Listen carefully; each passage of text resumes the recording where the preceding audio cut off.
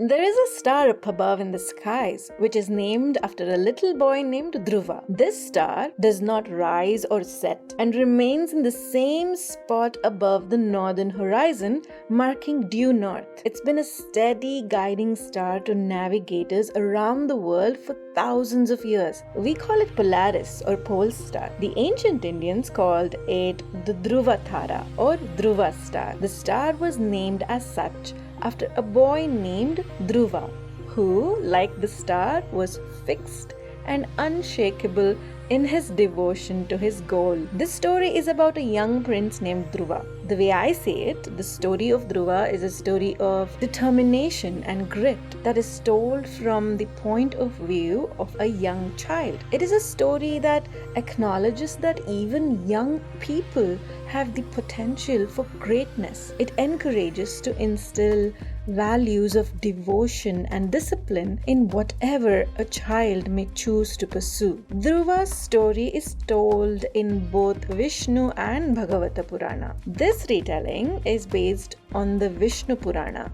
translated by Horace Hayman Wilson, and I happen to like this version the best. Namaste, I'm your host Nivi, and this is Stories of India Retold, your source for well-researched stories from ancient India.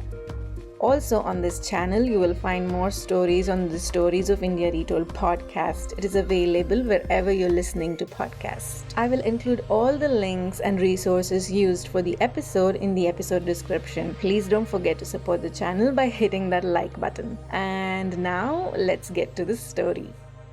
So, who was Dhruva? Dhruva belonged to a very illustrious family. He was the son of King Uttanapada and Queen Suniti. So his grandfather on his father's side was Swayambhuva Manu, who was a powerful king and was known as the first son of Brahma. So he was a big deal.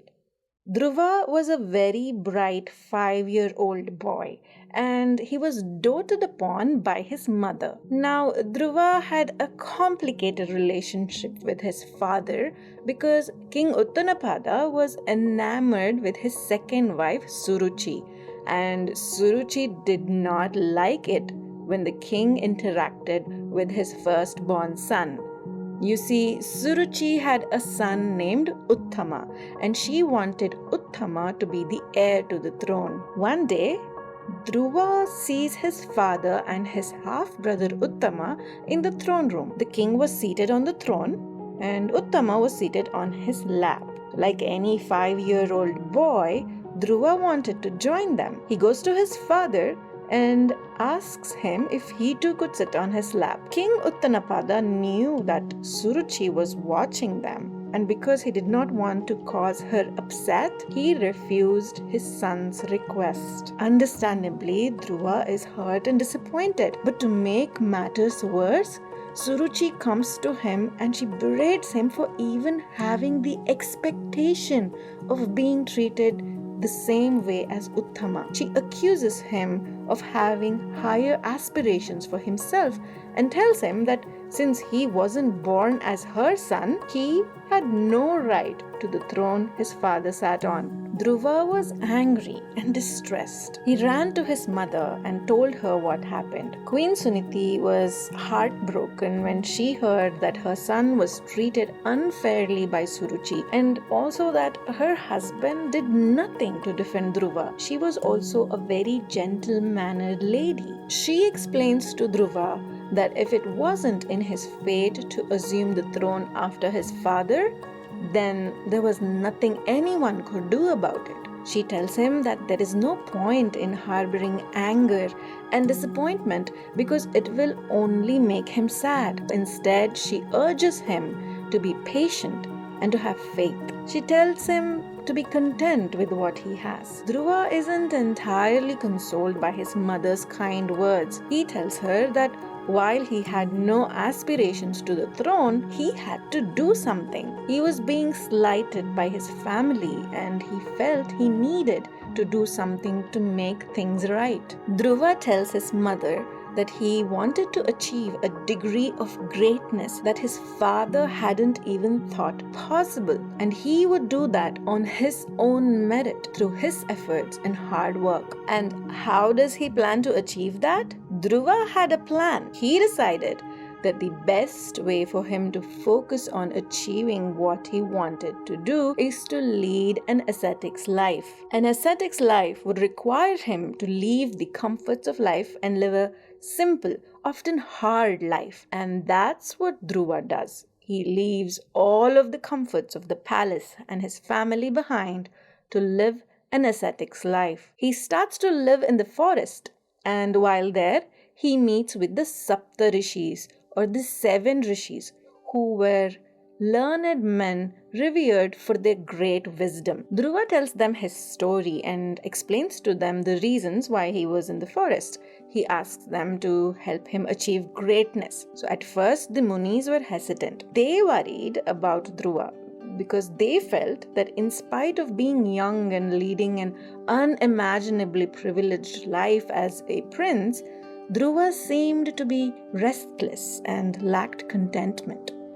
And the wise men felt that it was cause for concern, but little Dhruva is nothing but persuasive and convinces them to help him. Dhruva's education begins immediately. Each one of the 7 Rishis take him under their wing and teach him what he needed to know. Under the Rishi's tutelage, Dhruva learns to meditate. Rishis reveal to him that a belief in Vishnu, who was both the creator and protector of the world, is essential to achieve what he wished.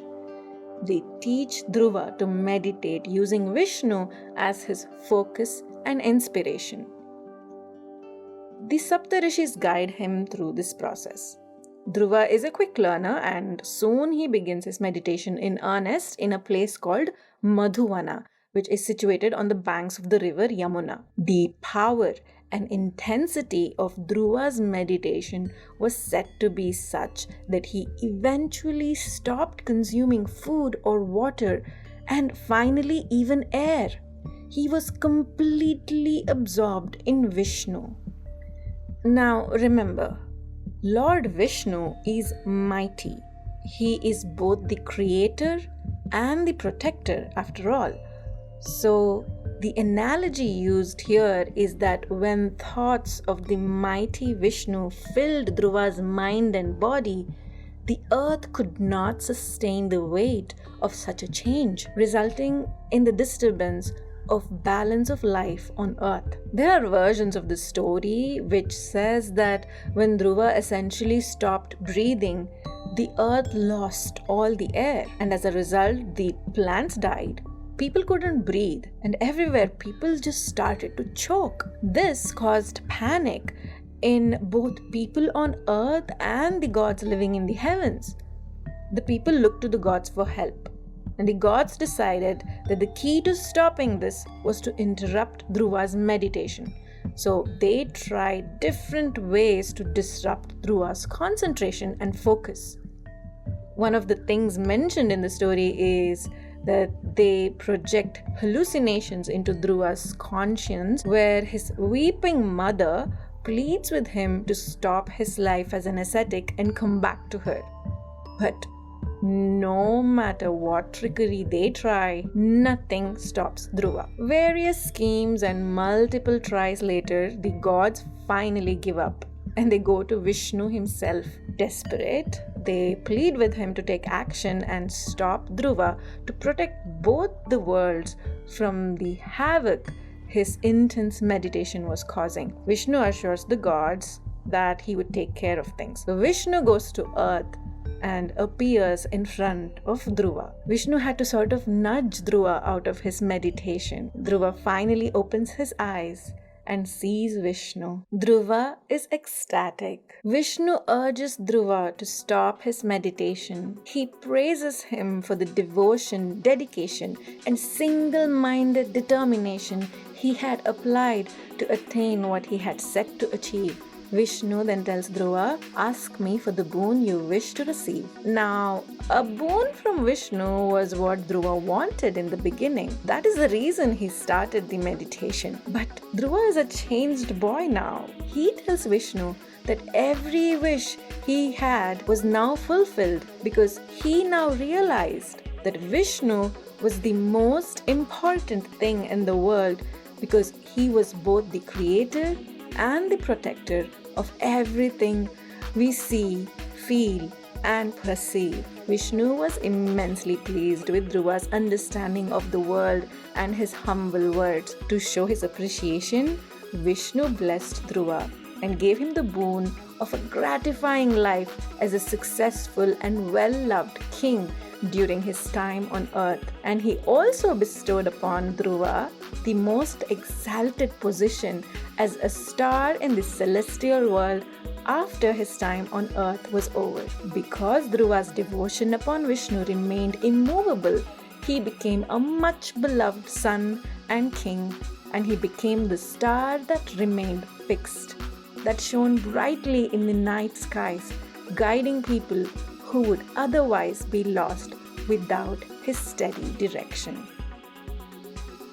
And that was the story of Dhruva, a young boy who worked hard for what he wanted to achieve and in the process became wiser, stronger, and greater.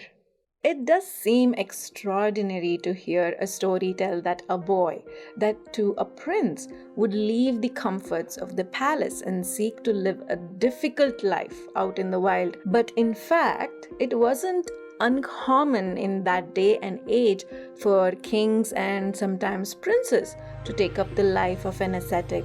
There are many instances when kings in their later lives would voluntarily retire from royal life and choose to live the rest of their lives in a forest as an ascetic.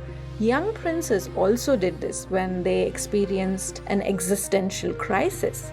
Siddhartha, better known as Gautama Buddha, also left the palace for the forest and lived as an ascetic when he wanted to focus on figuring out the meaning of life. I think Dhruva's case is a little unusual because of how young he was. Finally, couple of points about the North Star. Strictly speaking, the North Star isn't immovable. It actually lies close to 1 degree off of the celestial pole, so it makes very small circles. Also, because of the motion of the earth, the Polaris hasn't been the only North Star, and it won't remain as such either. Thousands of years ago, a star called Thuban was the North Star, and thousands of years from now, Vega will be a North Star. I'm not sure what it means for this story. Regardless, the story of Dhruva, who conquered the love of the Creator and Protector through his devotion and dedication, has lived for hundreds of years and will probably survive hundreds more. That is all I have for you today. Thank you so much for listening. I hope you enjoyed this story. If you did, please make sure to subscribe for more such stories, and don't forget to share it so it can reach more people. I appreciate you listening and I appreciate your support. Dhanyavada. Thank you.